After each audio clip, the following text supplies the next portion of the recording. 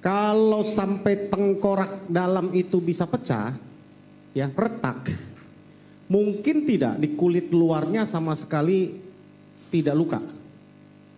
Mungkin. Bisa jadi. Bisa jadi. Sampai tengkorak dalamnya pecah. Bisa jadi. Bisa jadi. Bisa jadi. Itu akibat apa biasanya? Misalnya pada patah tulang dasar tengkorak, itu tulang dasar tengkorak itu adalah tulang tengkorak yang ada di tengah, tidak terlihat dari luar. Itu kalau patah tandanya justru bisa saja di luar tidak terlihat apa-apa.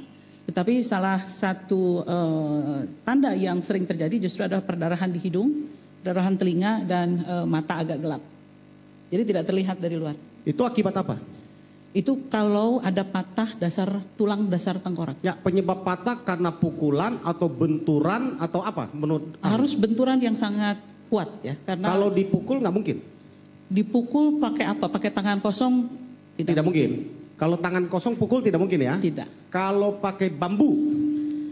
Bambunya sebesar apa? Apakah kosong atau isi? Misalnya kalau pakai bambu biasanya saya kejeduk aja benjol dok. Ya.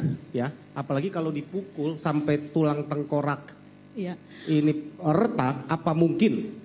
Kalau bambunya seperti yang saya bayangkan, bambu di mana dia kosong di dalamnya, kemudian diameternya kurang lebih 5-10 cm begitu.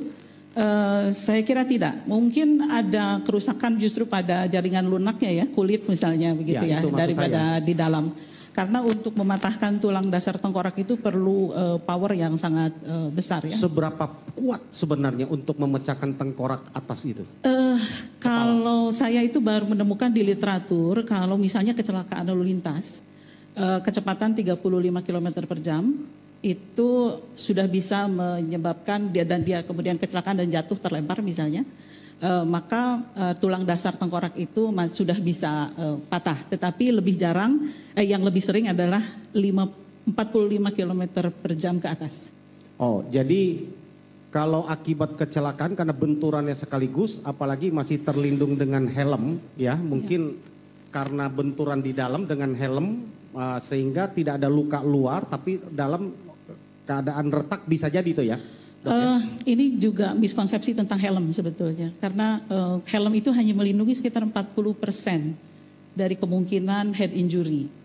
Dan helm yang beratnya lebih dari 1,5 kilogram, justru itu akan bisa memungkinkan injury atau patah tulang yang lebih besar. Kemudian kalau dari data menunjukkan bahwa 70% korban dengan tulang dasar tengkorak yang patah itu pada pengendara motor justru yang mengenakan helm full face.